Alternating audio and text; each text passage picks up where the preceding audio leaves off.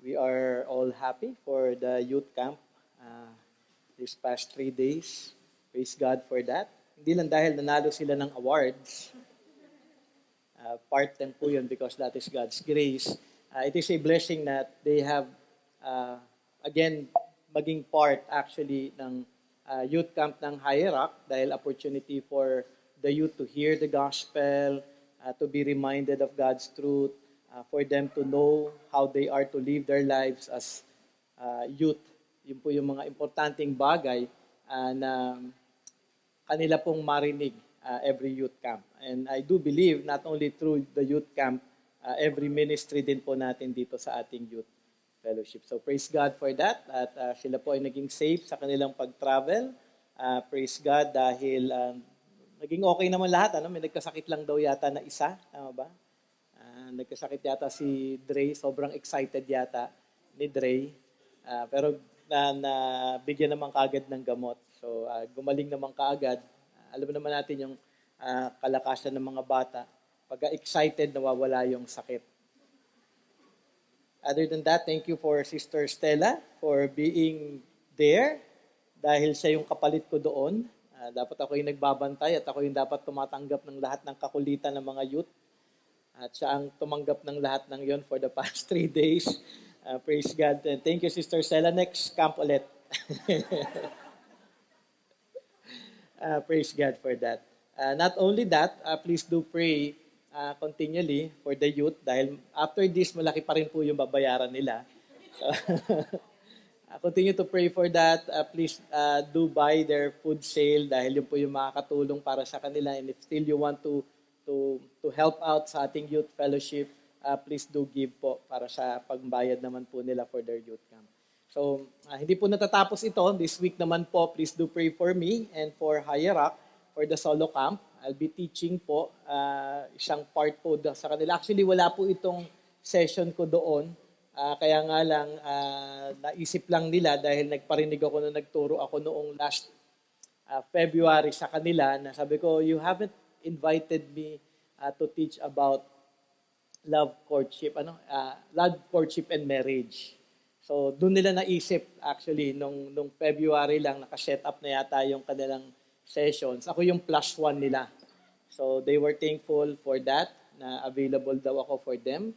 And some of the solo people are already excited for my LCM teaching. Sabi ko, maraming kayong maririnig doon na hindi tama na yung ginagawa ngayon.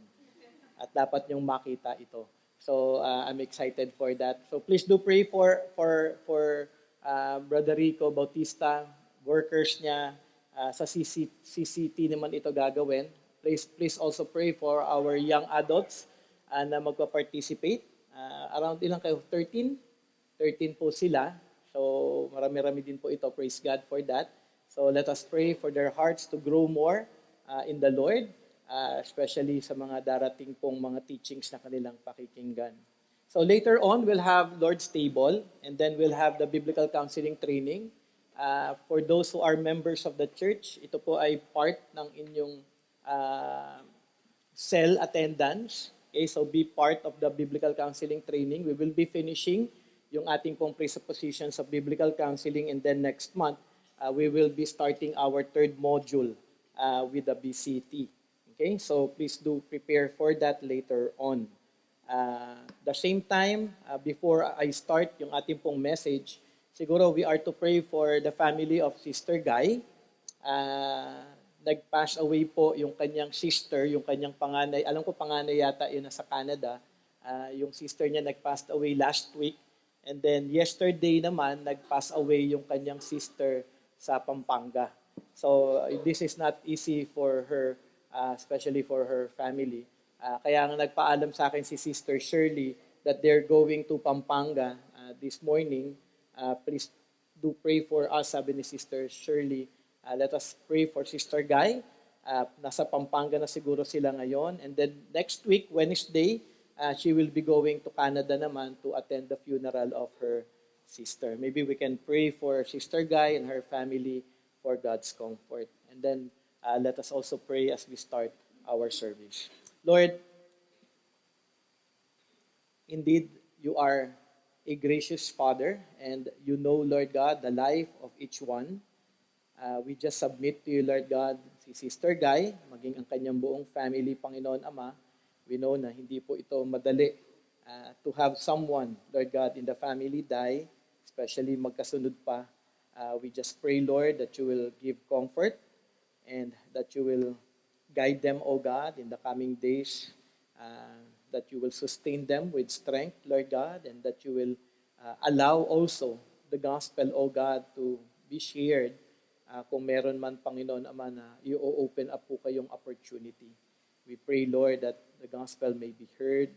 And I also pray, if ever, Lord God, that you will give us an opportunity to do a wake service, Lord God, in Pampanga. We are ready here. And we pray, Lord, that we may be able to minister, Lord God, kay Sister Guy for comfort, and that we may also be able to minister, Lord God, the gospel to the people, O God, in that place.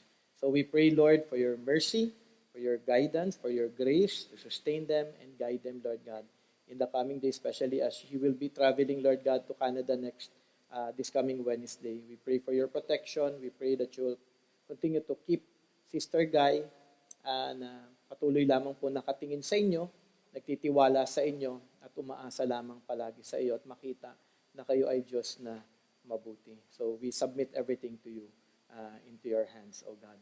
We pray also for your guidance as we celebrate Resurrection Sunday. Lord, ito po ay isang celebration, Panginoon Ama, na napakahalaga para sa aming mga mananampalataya at aming dalangin na sa aming pag-aaral ng inyong salita ay tunay po na makita po ng bawat isa ang kagandahan ng ginawa ni Kristo Jesus.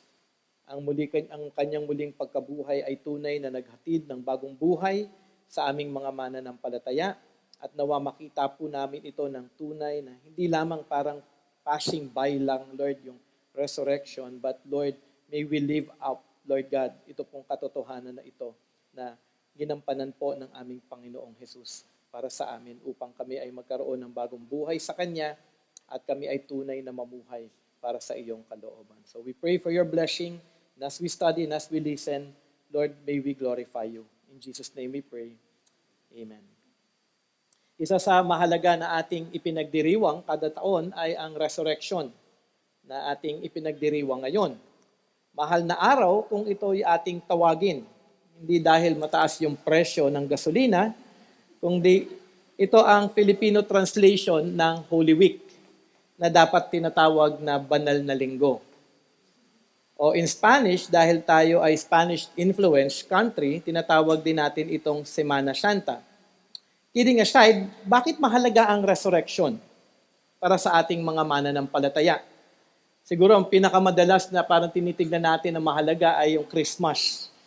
Okay, yung muling pagdating ni Jesus, yung kanyang kapanganakan. At most celebrated po ito in our country nga, sineselebrate natin ito pag start pa lamang ng September. Okay? Ang haba po nung ating panahon. But pag resurrection, minsan parang one day lamang at parang nakakalimutan na. Pero mahalaga po na makita natin, na mahalaga po nating kinikilala ang kahalagahan po ng resurrection. And most of the time, every time po na nagtuturo ako about the gospel, hindi po dapat mawawala yung resurrection. Kasi minsan, nag-share tayo ng gospel, mag-share tayo, sabihin natin, si Jesus Christ namatay para sa ating mga kasalanan. At minsan doon na nag-e-end yung gospel natin. Pero mahalaga na makita po natin na ang gospel sharing, bahagi po dapat yung resurrection. Kasi dito po natin makikita yung kahalagahan ng kanyang kamatayan na siya ay muling nabuhay at tunay niyang napagwagian ang kasalanan at ang kamatayan. Mahalaga ito dahil ito ang araw na si Jesus ay muling nabuhay makatapos niyang mamatay sa krus ng Kalbaryo para sa ating mga kasalanan.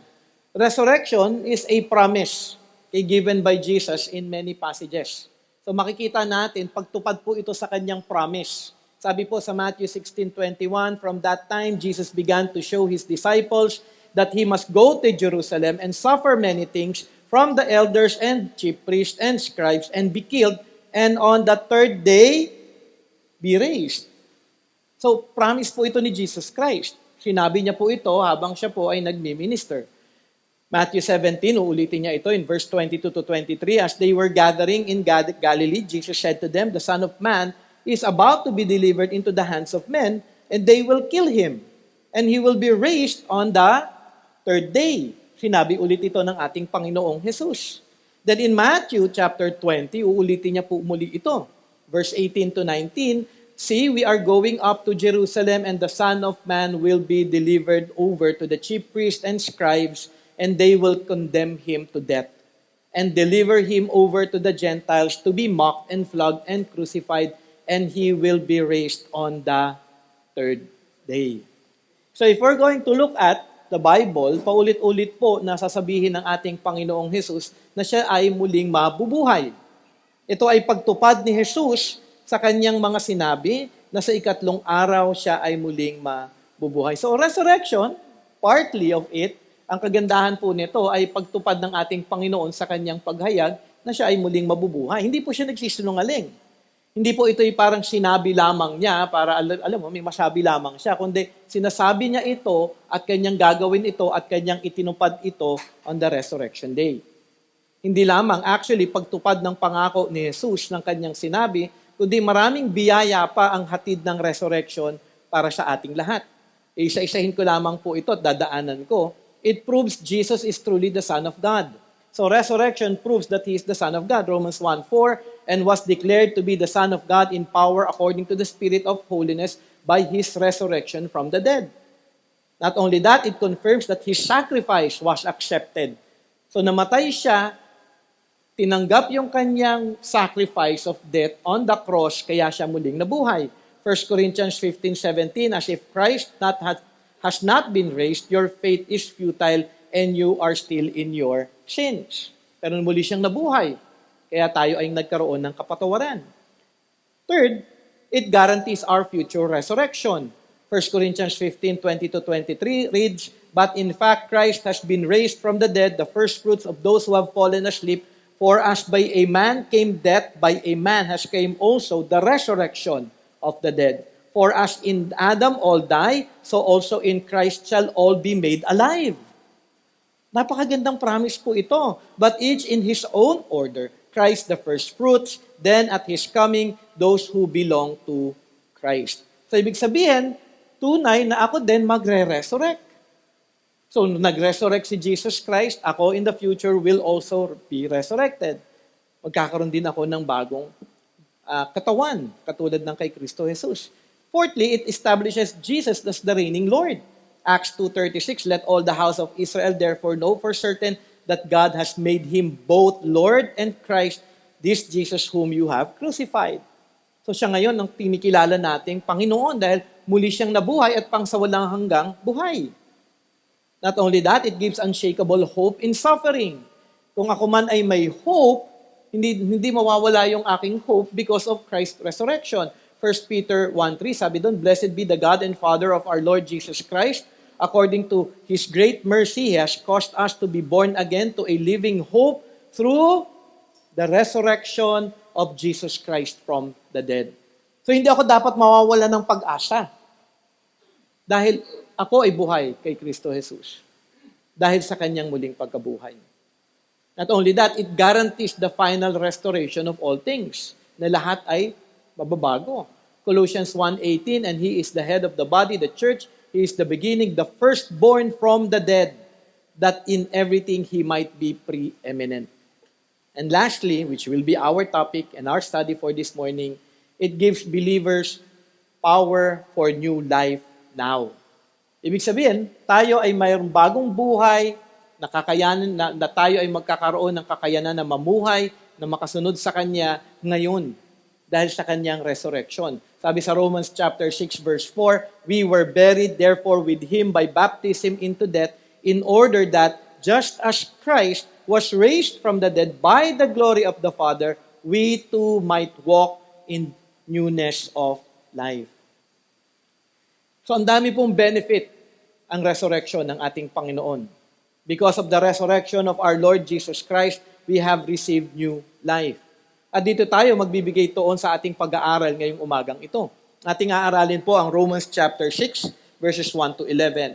The resurrection brought us new life for us Christians. Romans 6, 1 to 11 reads, "What shall we say then?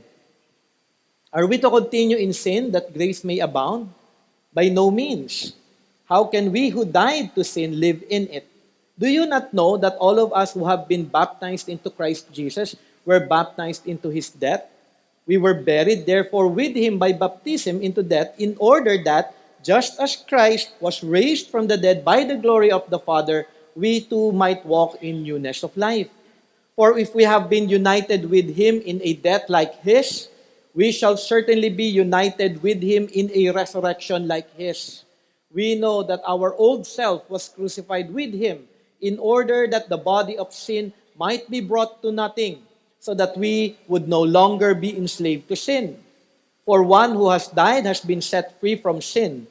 Now, if we have died with Christ, we believe we will also live with him. We know that Christ, being raised from the dead, will never die again. Death no longer has dominion over him. For the death he died to sin once for all. But the life he lives to God.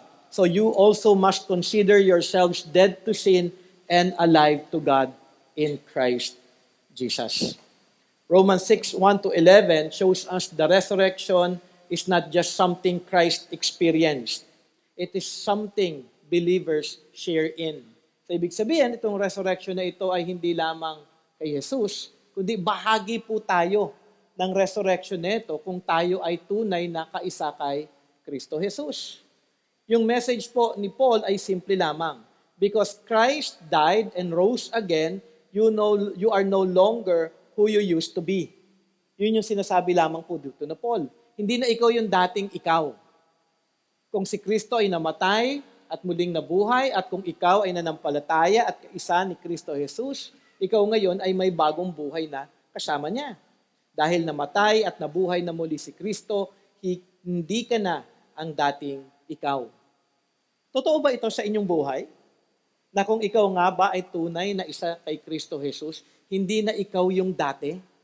Actually, maganda yung discussion namin ni Kent Langham. At magkakaroon tayo, tingin ko, ng mga changes in our Lord's table because we had this topic during our class. During isang paalala niya regarding, kunyari daw, interviewing young youth for membership or for baptism. Sabi niya siguro yung isang question, tatagalugin ko na lang, isang question na magiging, na ibibigay niya at itatanong niya is, ano yung nabago sa'yo dati at ngayon? Kasi dapat meron. Hindi yung nabago lang na naggaganito ako. Pero yung, alam mo, yung transformed life na dating ikaw makasalanan at ikaw ngayon ay tunay na ngayon may pagsunod na kay Kristo Jesus.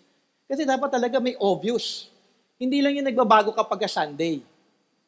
Ano yon? Maraming ganun eh.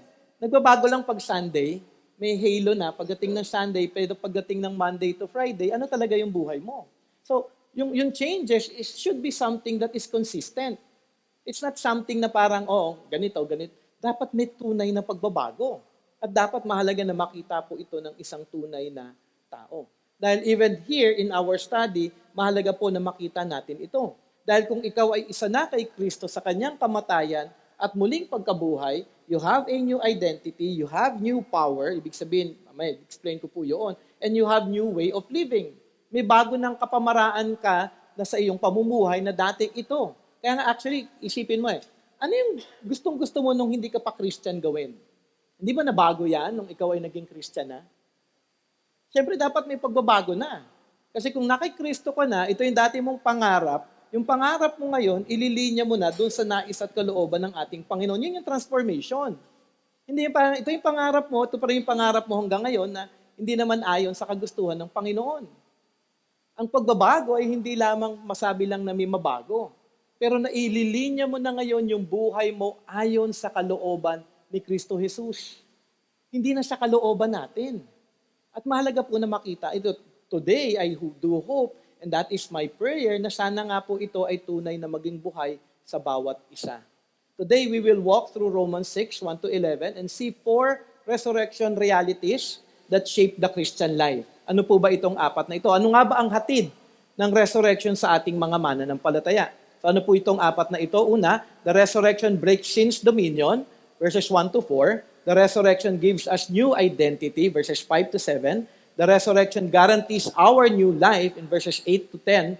And the resurrection calls us to a new mindset in verse 11. So yung una po, di ko nababasahin ulit dahil dadaanan po natin ito unti-unti. The resurrection breaks sin's dominion. Okay? Para siguro mas lubos nating maunawaan ang context ng Romans chapter 6. At mahalaga po ito na makita ninyo ang tuon po dito ni Paul sa at least chapters 5 to 8. Okay? Ano ba nga ba ang chapter 6? Para at least makita ninyo. Ano nga ba ang role ng chapter 6 sa buong letter ni Paul dito? So ang tuon po, kung ating titignan, ang chapter 5 ay patungkol po sa justification. Okay? Kung saan nais ni Paul na maging malinaw sa kanyang mga sinulatan sa mga mananampalataya sa Rome o sa kanilang lahat, ang biyaya na dahil sa ginawa ni Jesus, tayong makasalanan ay napawalang sala na. Yun po yung justification. Napawalang sala ka na. Okay, you are justified. In Greek, dakaioma, na ang ibig sabihin, the act of clearing someone of transgression. Ikaw ay nalinis na. Ikaw ay napatawad na. You are justified. Okay? So, si Kristo ang nag-justified sa atin nung siya ay namatay para sa ating mga kasalanan. Kung ikaw ay nanampalataya kay Kristo, ikaw ngayon ay malilinis din sa iyong mga kasalanan. So, you are justified. So, sa buong chapter 5, ito po yung tuon na itinuturo ni Apostle Paul. At sabi nga po ng ibang mga theologian, dapat kasunod na ang chapter 8. Okay? Kasi ang chapter 8 ay patungkol naman po sa glorification. So, wala po yung sanctification part. Pero kung ating titignan, sabi po ng mga theologian, sabi kasi ni Paul in Romans 8 verse 30, and this whom he predestined, he also called, and those whom he called, he also justified, and those whom he justified, he also glorified. So, in ways, dito sa thinking nila, interpretation ng mga theologian, dapat daw Romans 5 and then Romans 8 para ma-explain justification and glorification. Pero ang problem na iniwan kasi ng Romans chapter 5, okay, kaya po si Paul nagbigay ng oras sa chapter 6 and 7, ay para ihayag sa kanila ang kahalagahan ng justification na hindi naman dapat sila mamuhay na parang hindi na mahalaga ang law. Okay? Kasi sa justification, sinasabi dito na hindi ka maliligtas ng law, ang kailangan mo grace. Okay? So parang thinking ni Paul, parang mababaliwala ngayon yung kahalagahan ng law. Ngayon, at ang concern niya ay ang mamuhay sila kung ano yung gusto nilang gawin na dahil, okay, hindi naman pala mahalaga yung law dahil I'm saved by grace, dahil justified na ako dahil kay Kristo Jesus. Mamumuhay na ngayon ako sa kung anong gusto ko. Yun yung ayaw ni Paul. Okay? Kaya nga dito, ito yung tuon ni Paul sa chapter 6. May tinatawag pong antinomianism. Siguro hindi kayo familiar with that word. Pagka sinabi pong antinomianism, ito po ang ibig sabihin to ay anti-law. Kaya ayaw nila ng law. Okay? Marami pong, until now, problema po ito ng ibang mga churches. Sasabihin nila, hindi, napatawad ka na kay Kristo, pwede ka nang mamuhay kung paano ka gusto mong mamuhay. Okay? Yun po yung pananaw po ng mga antinomian. Kaya nga dito, lalabanan ni Paul yung maling katuruan, maling pananaw na tinatawag na antinomianism pagdating po sa Romans chapter 6. Na hindi tayo dapat mamuhay sa kung anong gusto nyo. Kasi gano'n ang ibang Christian Hindi, napatawad na ako By grace ako, Brother Jay, ikaw lang naman na mahigpit Hindi. Sabi ni Paul in chapter 6, malinaw na dapat tayo na nagpapasakop kay Kristo Jesus at sumusunod sa Kanya, o ikaw ay naligtas sa biyaya ng Panginoon, o ikaw ay na-justify kay Jesus Christ, pero ikaw ngayon ay may bagong buhay na dapat ka ngayon sumusunod lalo sa ating Panginoong Diyos. Okay? So yun po yung tuon ng chapter 6. Mababasahin po natin sa huling bahagi po, sa end, I'll be reading the whole chapter 6 para mas makita po natin ang kagandahan ng pagkakasulat po ni Paul kung ano nga po ba dapat tayo, kung paano ba dapat tayo mamuhay bilang mananampalataya. At ang tuon naman po ng chapter 7 ay ang law, kung saan binigyan oras ni Paul na ituro sa kanila kung ano ang dapat na maging tuon sa law. Pero sa susunod, inaral na natin to before, and I do hope Naalaala nyo pa rin yun dahil matagal na po nating tinapos yung Book of Romans. But in chapter 6, ay patungkol po sa pakikiisa natin kay Jesus. So kung Christian ka, you are united with Christ. Ito po yung chapter 6. Okay? Dahil sa kanyang muling pagkabuhay, tayo ngayon ay isa na sa kanya. Na tayo ay buhay na kay Kristo at tayo ngayon ay dapat araw-araw na namumuhay sa katotohanan ito. Hindi siya something suggestion, kung hindi, ito po dapat yung buhay nating mga mananampalataya. Aking isi-simplify ang 4 na katotohanan ng resurrection na aking binanggit kanina para sa ating mga mananampalataya. May katanungan si Paul sa simula ng chapter 6. So aralin po natin ngayon ito. Chapter 6 verse 1 to 4. Yung unang tuon po natin, the resurrection breaks sin's dominion. Sabi ni Paul, are we to continue in sin that grace may abound? Anong sagot ni Paul? By no means. Bakit kaya? Okay? Sabi ni Paul, how can we who died to sin still live in it? So simple lamang po. Kung ikaw namatay na kasama ni Kristo sa mga kasalanan, bakit ka pa rin namumuhay sa kasalanan? Namatay na tayo eh. Kasama ni Kristo, dahil si Kristo ay namatay para sa ating mga kasalanan. Bakit ka mamumuhay pa sa kasalanan kung ikaw ay isa na kay Jesus sa kanyang kamatayan? Ang katanungan ay ito, ikaw ba ay tunay na mananampalataya? Kung ikaw ay tunay na Christian, pero namumuhay pa rin sa kasalanan at hindi tinatalikuran ng kasalanan, bakit? Bakit?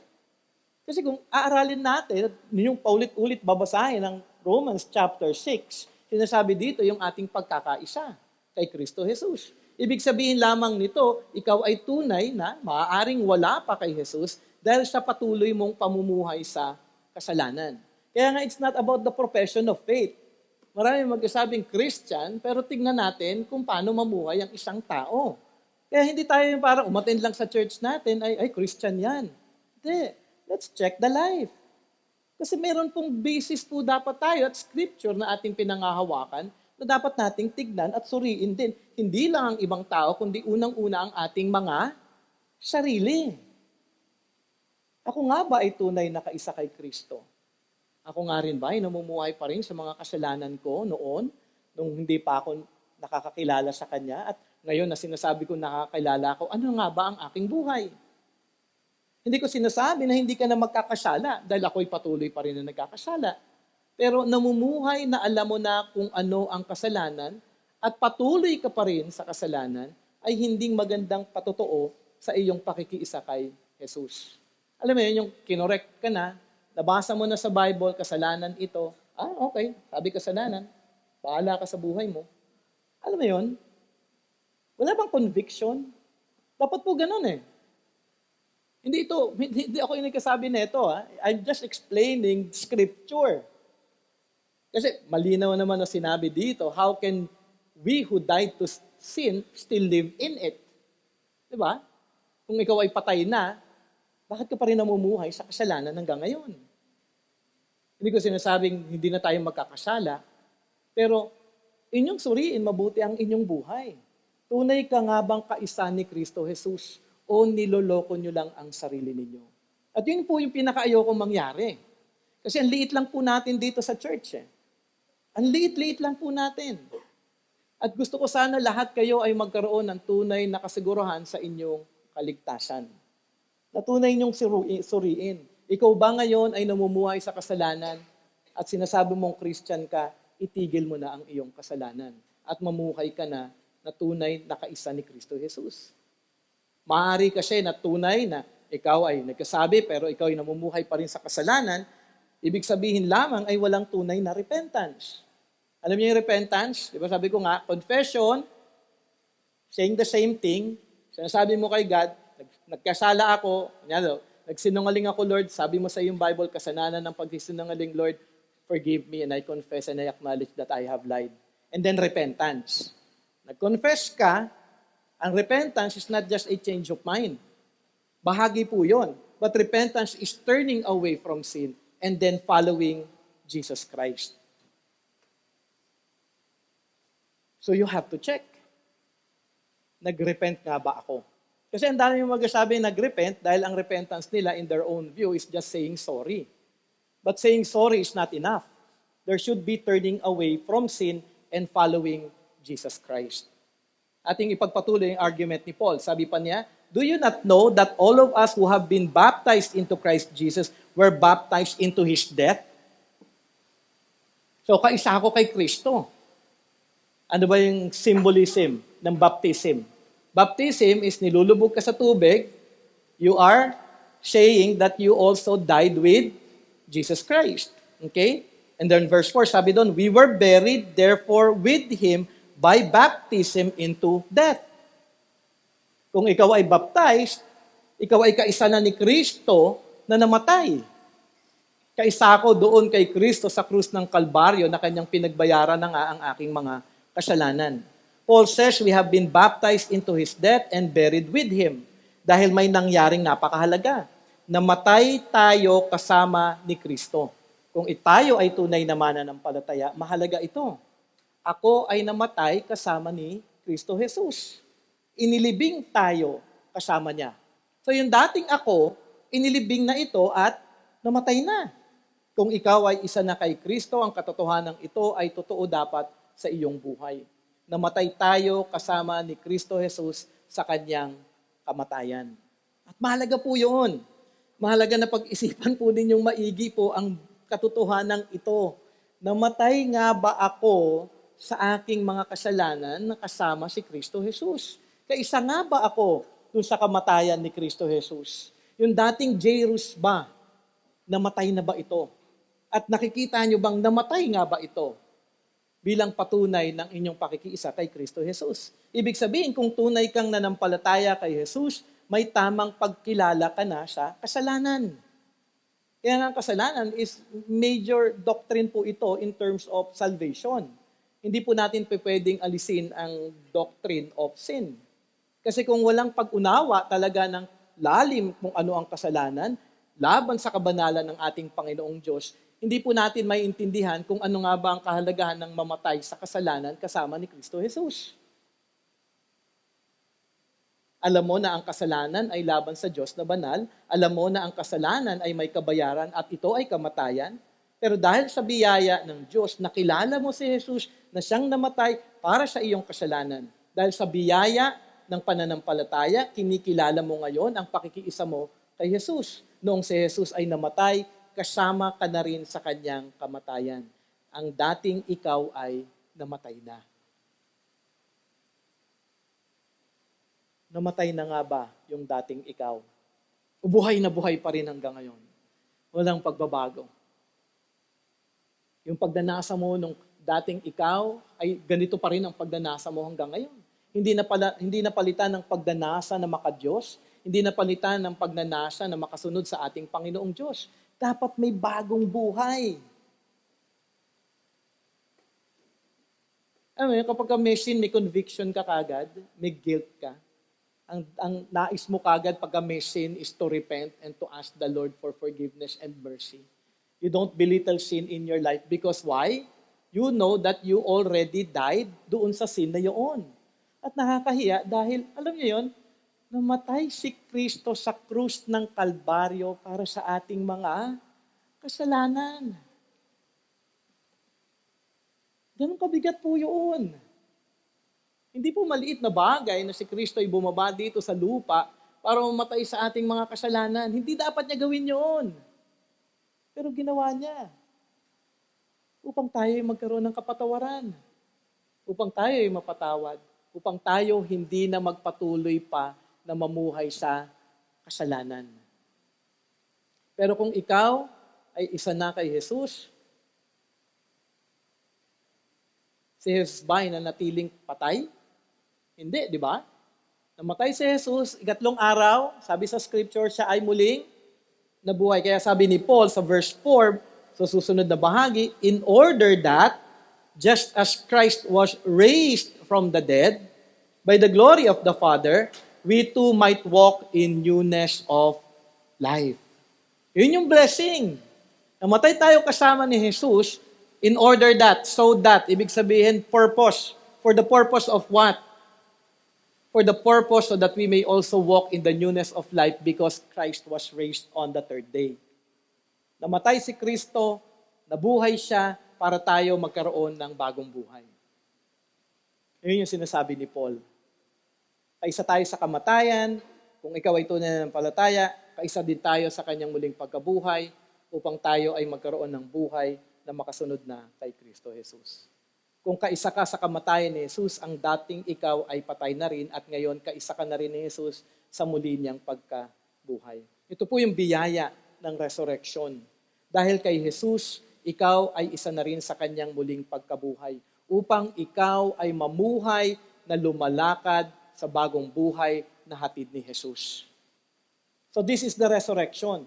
So if you believe in the gospel, part ng gospel ang resurrection, then we are to walk in the newness of life.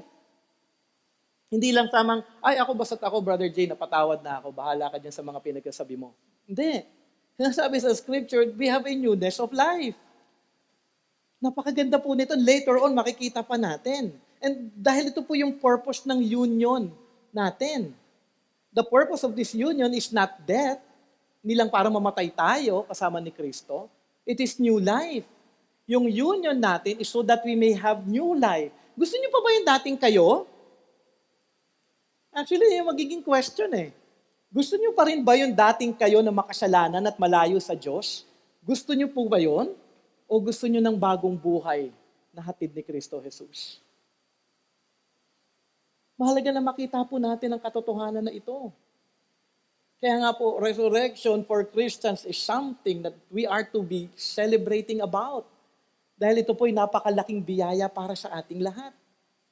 In the resurrection, sin no longer has the right to rule you. Wala nang karapatan pa ang kasalanan na mag-reign over us. Dahil namatay na si Kristo at pinagbayaran ni Kristo Jesus. Ito, you don't obey sin because you don't belong to sin anymore. Andyan yung kasalanan, nagpupumiglas siya at gusto niya pa rin alam mo yan, dapat mo gawin to, Jay, ito yung kasalanan. Andyan siya, magpupumilit siya. Hindi, malaya na ako kay Kristo. Dahil namatay na ako diyan. May bago na akong buhay, pwede na akong makasunod sa Diyos Ama. Na dating hindi natin kayang gawin nung wala pa tayo kay Kristo Jesus. Sa iyong bagong buhay kay Jesus, ikaw ngayon, sa biyaya ng Diyos at sa tulong ng banal na Espiritu, tayo ngayon ay makakalakad na sa katotohanan ng salita ng Diyos. Alam niyo yon, yung blessing po na yon, patay na tayo sa kasalanan, binigyan tayo ng buhay, binigyan tayo ng kakayanan na ngayon na pwede na tayo ngayong makalakad at makasunod sa kalooban ng Diyos na tunay na makakapagbigay ng kaluwalhatian sa Kanya. Think about that truth. We have been given a privilege to obey Him and glorify Him. Na wala tayo nung tayo ay wala pa kay Kristo Jesus.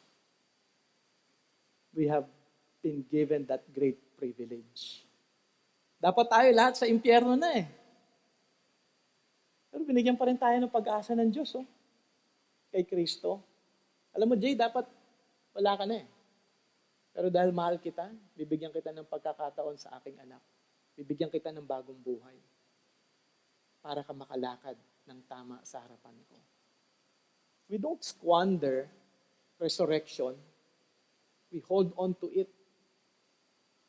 Inaari natin ito at chini-cherish natin yung privilege na meron tayo ngayong bagong buhay kay Kristo dahil pwede na tayo ngayon makabamuhay na makapagbigay kaluwalhatian sa Kanyang pangalan. Ang hatid ng resurrection ay bagong buhay kay Jesus at para kay Jesus.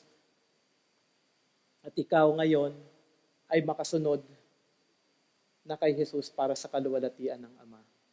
So una, the resurrection breaks sin's dominion because of Christ's death and our union in this new life that He has given us. Second, the resurrection gives us a new identity. Sabi po dito sa verse 5, for if we have been united with Him in a death like His, paulit-ulit po dito si Paul, until the end. Kaya nga kung nabasa nyo na yung Romans chapter 6 po yan, death, life, die. Paulit-ulit po yung mga words po na yun. We shall certainly be united with Him in a resurrection like His. Gagapatuloy ni Paul ang kanyang argument patungkol sa hatid ng ating pakikiisa kay Jesus. If we have been united with Him in a death like His, we shall certainly be united with Him in a resurrection like His. So, kaisa tayo in His death, kaisa din tayo sa kanyang resurrection. Okay? This is the heart of the passage. Union with Christ. Isa na tayo kay Jesus. Okay? Kung ikaw ay tunay na nanampalataya kay Jesus, you are united in Christ. Kaisa ka na. Dati wala tayo kay Jesus. Because of Christ's resurrection, this is now our new identity in Christ. Hindi na ako yung dating Jairus. Ako ngayon yung Jairus na kaisa na kay Kristo Jesus. Hindi na kaisa sa kasalanan, kaisa na sa katwiran ng ating Panginoong Jesus. Dahil yun yung aking pagkakaisa sa Kanya. Dagdag pa ni Paul sa verse 6 and 7, we know that our old self was crucified with Him in order that the body of sin might be brought to nothing. Pero wala na yan. Yung dati mo wala na yan dahil napatawad na yan eh. So that we may no longer be enslaved to sin. So namatay tayo kasama ni Jesus upang hindi na tayo maging alipin ng kasalanan. Nung hindi pa tayo Christian, ano lang yung ginagawa natin araw-araw? Magkasala. Dahil apart from Christ tayo eh. Mahalaga ito, makita niyo ito ha. Okay? Pag wala kay Kristo Jesus, ikaw ay alipin ng... So kahit na napakabuti pa ng taong ito, oo. Dahil wala siya kay Kristo Jesus. Because we are not saved by works eh. Ang buhay natin, nung hindi pa tayo kay Kristo Jesus, wala tayong ginawa araw-araw kung hindi magkasala. Bakit? Dahil tayo ay hindi pa kumikilala kay Kristo Jesus. Mahirap tanggapin ito ng ibang mga tao. Eh paano naman yun? Kung mabait naman ako nung hindi pa ako Christian, sumusunod ako sa nanay ko. Grace ni God yon, common grace. Common grace meaning you receive the grace of God for the goodness of other people. Paano yung mga unbelievers na tumulong sa akin nung ako ay nagkaganito, nagkaganyan? Common grace. Dahil ang Diyos ay mabuti, kumikilos siya sa ibang tao upang maranasan mo pa rin ang kanyang pag-ibig at ang kanyang kabutihan sa pamamagitan ng ibang tao. Pero it doesn't mean na itong taong ito ay ligtas. Siya pa rin ay malayo kay Kristo. Siya pa rin ay wala kay Kristo Jesus. Dahil kailangan tayo ay magkaroon ng pagkakaisa kay Kristo Jesus. We are to be united with Him. Kaya nga sabi, we know that our old self was crucified with Him in order the body of sin might be brought to nothing so that we may no longer be enslaved to sin. Verse 7, for one who has died has been set free from sin. Doon lamang tayo tunay na mapapalaya sa kasalanan. Kung tayo ay nanampalataya kay Kristo at tayo nanampalataya at kinikilala na tayo ay makasalanan at kailangan natin ng tagapagligtas at ako ay nananampalataya na si Kristo ang siyang namatay para sa aking kasalanan, ako ngayon ay kaisa na niya. Kung ako ay kaisa ni Kristo sa kanyang kamatayan, ako ngayon ay napalaya na sa kasalanan. Ako ngayon ay may kalayaan na. Hindi na ako enslaved. Kaya ngayon, yung bagong Jairus, yung bagong kayo, kung ikaw ay mananampalataya na, kayo ngayon ay maaari nang makalakad sa katwiran. Hindi dahil kayo ay matuwid, kung hindi dahil ito ay nangyari lamang sa inyong pakikiisa kay Kristo Jesus. Ganda ng ginawa ni Kristo, di ba? Kaya nga, ako, the more you learn about Christ, the more you will be in awe of Him. Christ just didn't die for your sin para hindi ka mapunta sa hell. So yun yung thinking ng majority eh. Ay kaya kailangan ko manampalataya kay Kristo eh, para hindi ako mapunta sa hell. Pero ang ganda ng ginawa ni Kristo para sa atin. Napakalalim ng kanyang ginawa sa atin. Napakadakila ng kanyang ginawa upang tayo ay tunay na maging matuwid sa harapan ng ating Panginoong Diyos. So dito muli, Paul says, our old self was crucified with Christ. The old self is not improved. Okay, di ba yun yung sinasabi nila, maging mabuti ka lang. The old self was not improved. It was not rehabilitated or reformed. It was executed. The old you, kung ikaw ay Christian, it was executed and should remain executed while we live here. Hindi na dapat natin ninanais pa na mamuhay dun sa dati nating buhay na makasalanan.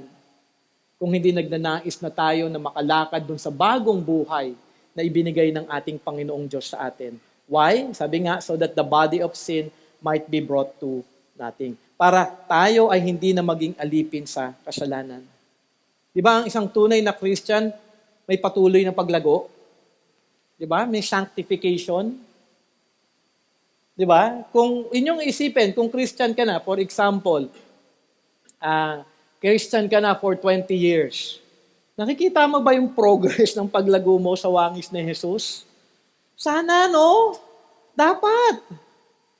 Dapat may progress. Mabagal man ito, pero may progress.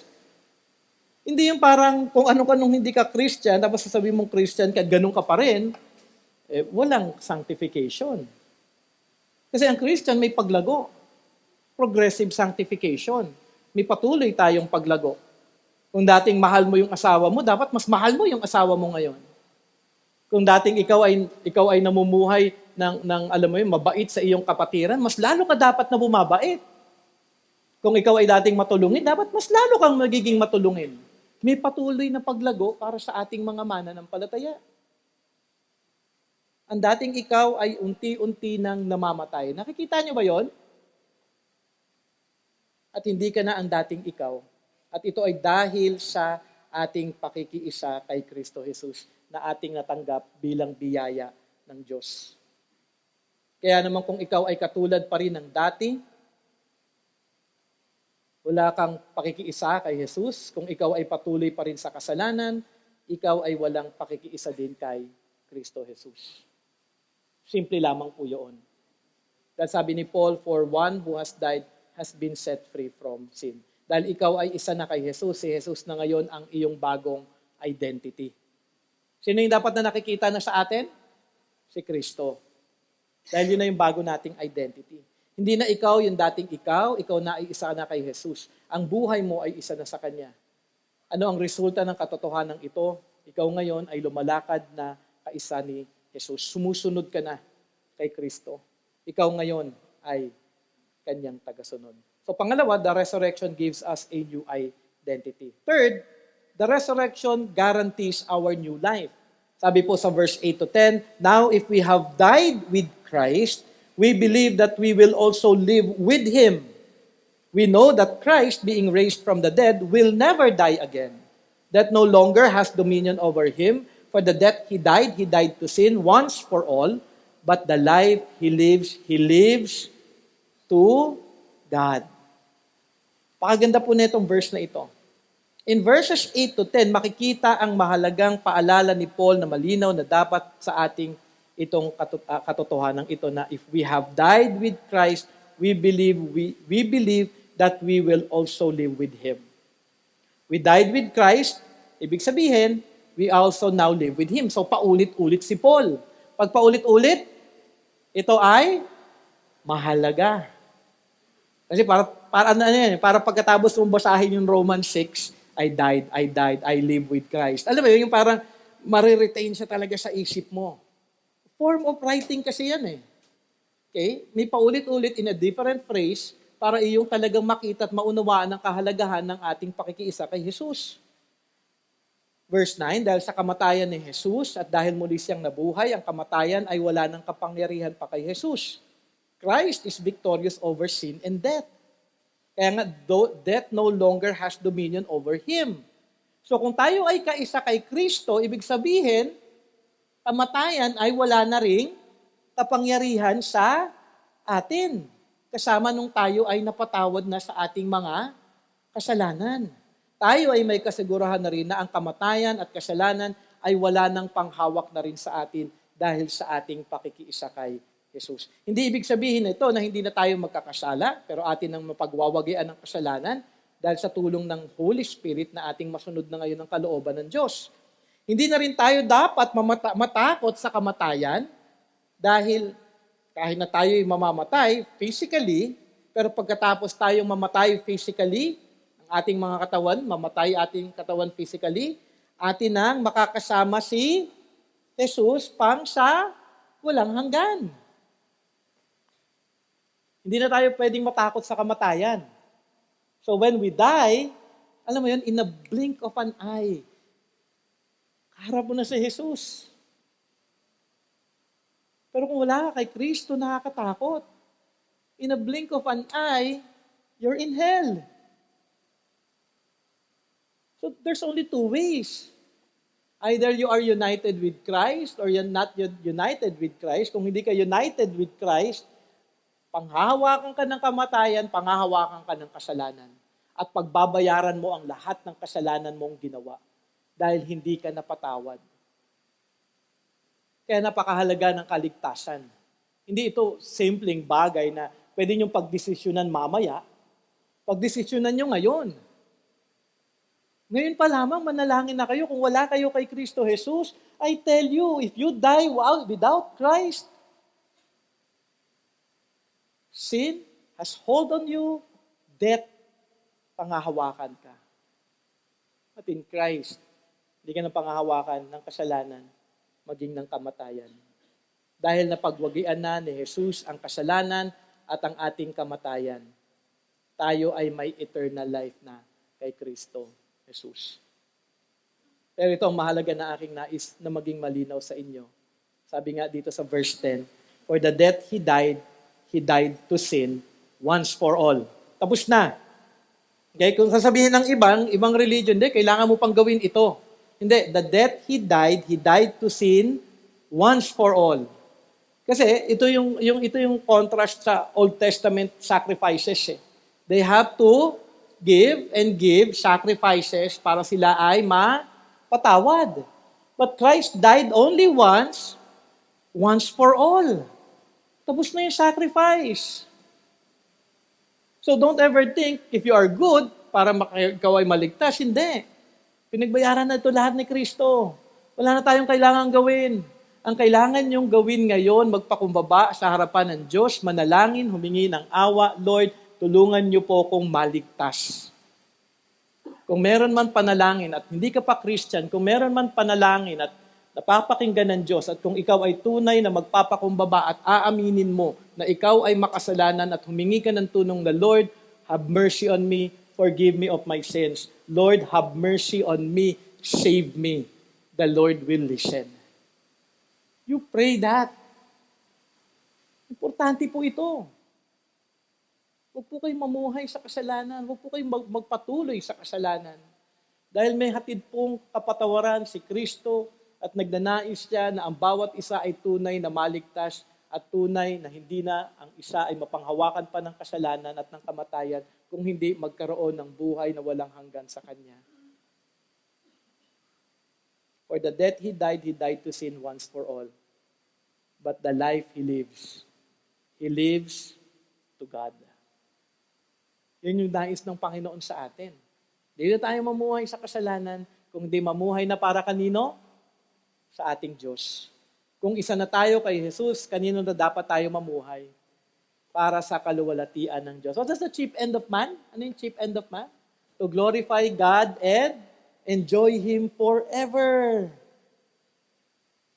Yun na yung goal natin as Christians. Hindi ko sinasabing, Brother Jay, hindi na ba pwedeng maging goal na makagraduate ako? Walang problema doon. Makagraduate for the glory of God. Di ba, Brother Jay, gusto ko matanggap sa trabahong ito na hindi naman makaka-apekto ng aking Sundays or ng aking worship kay God. Walang problema doon. Work for the glory of God. Hindi po ako hindi ko sinasabi na kapag naging Christian kayo, buong buhay nila mag-pray at magbasa ng Bible. You can still do what you like to do as long as it is not sin, and that will always lead for the glory of God. Brother Jay, bawal na ba ako magbakasyon? Pwede ka magbakasyon. Pag Sunday, maghanap ka ng church na makakapag-attend ka ng church. Your vacation should also be for the... Simple lang, di ba? Binahihirapan natin yung ating buhay. Everything that you do always, sabi nga sa Corinthians, whether you eat or drink, do it for the glory of God. If you are in Christ, if you are united in Christ, we do everything for the glory of God. You are looking for a spouse, do it for the... Hindi dahil ang ganda-ganda niya. Hindi. Itong babae ba ito, itong lalaking ba ito makakatulong para sa aking paglago kay Kristo? It's not about the looks. It's about that person helping you grow in Christ. Everything should always be for the glory of God. Because sabi nga dito sa ating passage, the life he lives to God. Everything now, if you are a Christian, we do it for God. We follow Him. We submit to Him. We want to honor Him.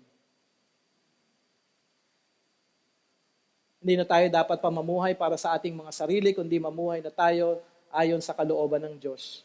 Ang schedule ninyo ay sa Kanya na hindi na dapat tuon ang kagustuhan natin, kundi ang ating sinusunod na ang kagustuhan ng Diyos. And this is my prayer for myself, my family, and for all of you, na tayo nga ay tunay na mamuhay para sa kaluwalhatian ng Diyos. Na ating ilinya ang ating buhay sa Kanyang kalooban. Do you pray that every day? Pag-pray po natin yun araw-araw, Lord. Help me to walk in righteousness. Lord, help me to walk in holiness. Lord, help me to submit to you, to love you, and to honor you. Actually, yun lang, okay na eh. Kasi everything should be lined up with that eh. Pray po natin yun araw-araw. Ask for forgiveness, ask for cleansing, ask that the Lord will help you to truly walk following Christ. Na ating ang ilinya ang ating buhay sa Kanyang kalooban. Dahil ito ay maaari na dahil sa resurrection. Ito ay guaranteed na sa ating mga kaisa na kay Jesus. Tunay na pwede na tayong mamuhay sa bagong buhay na kaloob ni Jesus para sa atin because we have this new life in Christ. So pangatlo, the resurrection guarantees our new life. Di ba ang ganda? Because of the resurrection, I have a new life in Christ. Lastly, the resurrection calls us to a new mindset. Kaya nga, in Romans 12 verse 1, di ba? 1 and 2, di ba may calling doon? A renewing of your mind. Dapat may pagbabago sa ating isip. Kahit nga doon sa Ephesians chapter 4, yung put off, put on principle, put off, and then renewing of the mind, and then put on. Ibig sabihin, kasama pa rin dapat sa bawat araw, may bago tayong pag-iisip. Pag-iisip na dapat ayon sa salita ng Panginoon, ayon sa Kanyang kalooban. Kaya nga sabi dito, verse 11, so you also must consider yourselves dead to sin and alive to God in Christ Jesus. Uulitin niya ulit. Pero yung word na consider ay mahalaga. Consider. You also must consider. Okay? Consider in Greek is logizomai, which means as a result of calculation, evaluate, estimate, look upon, as, or consider. Okay? Ibig sabihin, ngayon, na atin ang narinig ang katotohanan ng ginawa ni Jesus at ang resulta ng Kanyang resurrection, evaluate mo ngayon. Iisipin mo. So lahat ng ating nabasa from verse 1 up to verse 10, consider that. O nga no, dapat nga patay na ako sa kasalanan. O nga no, kung ako kaisa na kay Kristo, ako'y dapat nang namumuhay para sa Kanya. Katulad ni Kristo na buhay muli. So, iniisip natin. Iniisip natin ito in line with the truths doon sa ginawa ni Kristo Jesus para sa ating lahat. Ibig sabihin, ngayon na inyong narinig na ang katotohanan ng ginawa ni Jesus at ang resulta ng Kanyang resurrection, evaluate. Look upon the truth. Or consider yourself now, una, dead to sin. Yun yung una mong isipin. Araw-araw, wait, I'm dead to sin.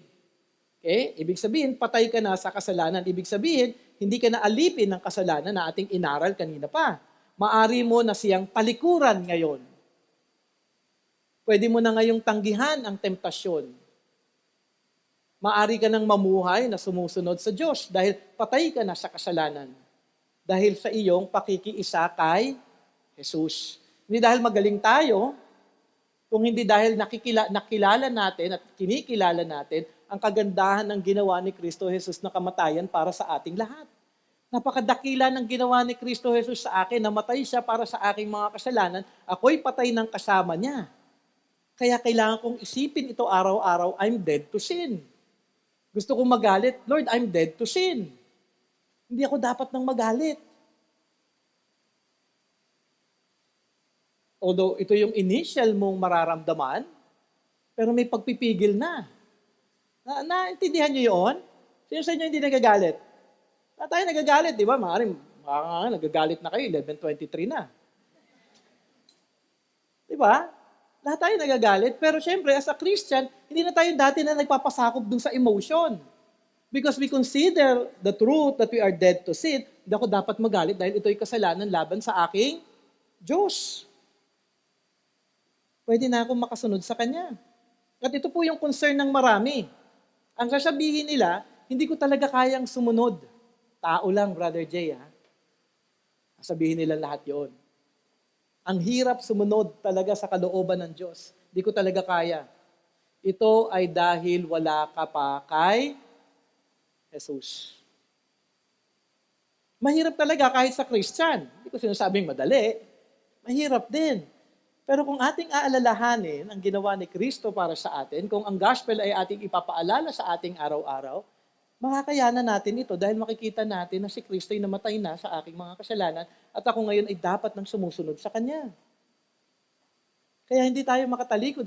Kung ikaw ay wala pa kay Kristo at kung bakit hindi ka makatalikod sa kasalanan, namumuhay ka pa rin, ito ay dahil wala ka pa kay Jesus. At ano ngayon yung kailangan mo? Si Kristo Jesus. Ito yung pag-asa. Ito ang araw ng kaligtasan. So assess your life. Inyong ipanalangin sa ating Panginoon na tulungan ka na tunay mo siyang makilala upang ikaw ay tunay na makakilala sa Kanya at upang ikaw din ay tunay mong mapagwagian ang kasalanan. Kaya malinaw na ito na kung ikaw ay namumuhay patuloy sa kasalanan, ayaw mong talikuran ang kasalanan, baka nga ikaw ay wala pa kay Jesus. And then, go to Christ. Believe in Him and repent of your sin. Dahil malinaw ang hatid ng resurrection sa ating buhay, mananampalataya, tayo ay patay na sa kasalanan, wala nang kapangyarihan ng kasalanan sa ating buhay, at dahil dito maaari na tayong mamuhay na sumusunod kay Jesus. Kaya nga pangalawa, alive to God in Christ Jesus. Tayo ngayon, kung ikaw ay kaisa na ni Kristo, tayo ay buhay na kay Kristo, buhay na sa Diyos dahil kay Kristo. Ito ang dapat ninyong iniisip araw-araw. Ako ay buhay na sa Diyos dahil kay Kristo. Ako ngayon ay may kakayanan ng mamuhay na sumunod sa Kanyang kalooban upang akin siyang maluwalhati. So wala na tayong reason. The problem is, kailangan lang talaga natin masanctify everyday kung ikaw ay Christian na. Binabago tayo patuloy ng Panginoon upang tayo ay mas tunay na makasunod pa kay Kristo Jesus. At dahil pag nanasa natin at nais natin na mabagot, tunay na makasunod sa Kanya, tutulungan din tayo ng ating Panginoon na tunay tayong makasunod sa Kanya. Kaya yung grace niya will always be with us. Ngayon, inyo nang ililinya na ang araw mo sa kalooban niya palagi. At ipapanalangin ninyo ito na maisabuhay nga ninyo ang Kanyang kalooban. Dahil sa resurrection ni Jesus, dahil sa ating pakikiisa sa Kanya, tayo ay may bagong buhay na. Buhay na pwede na nating maluwalhati ang ating Panginoong Diyos. Kaya huwag magpalin lang sa kasinungalingan, kundi panghawakan mo ang katotohanang meron na tayo kay Jesus. Kaya tayo nag-celebrate ng resurrection. Dahil sa kagandahang hatid nito para sa ating mananampalataya. Hindi lamang ito at marami pa na pwede nating aralin patungkol dito. Kaya naman kung ikaw ay Christian na, mamuhay ka na para sa kaluwalhatian ng Diyos. Sabi nga, so you must consider yourselves dead to sin and alive to God in Christ Jesus. Pang-apat, the resurrection calls us to a new mindset. Because Christ rose, since dominion is broken, your identity is new, your future is secure, your mindset must change. The Christian life is not about trying harder. It is about living out what is already true because of the resurrection. You are dead to sin, you are alive to God, you are united to Christ. You can now walk in the newness of life. Do you want to walk in the newness of life? If you are not yet a believer, I pray, you pray right now. You ask the Lord for forgiveness. You ask the Lord to help you to believe in Jesus Christ as your Lord and Savior. You pray right now, and you will receive the the grace of salvation. You will receive Christ. You will receive new life so that we can all walk in the newness of life. As we end, let me read Romans 6:12 to 23. Para makita po natin yung kagandahan ng Romans chapter 6. Isa po ito sa favorite chapters ko sa Bible. And most of the time, ito din po yung madalas na ginagamit ko sa counseling. Sabi po doon from verse 12 to 23, "Let not sin therefore reign in your mortal body, to make you obey its passions. Do not present your members to sin as instruments for unrighteousness, but present yourselves to God as those who have been bought from death to life, and your members to God as instruments for righteousness. For sin will have no dominion over you, since you are not under law, but under grace." What then? Are we to sin because we are not under law, but under grace? By no means. Do you not know that if you present yourselves to anyone as obedient slaves, you are slaves of the one whom you obey, either of sin, which leads to death, or of obedience, which leads to righteousness. But thanks be to God that you who were once slaves of sin have become obedient from the heart to the standard of teaching to which you were committed. And having been set free from sin, have become slaves of righteousness. Diba? We are now slaves of righteousness. What of unrighteousness?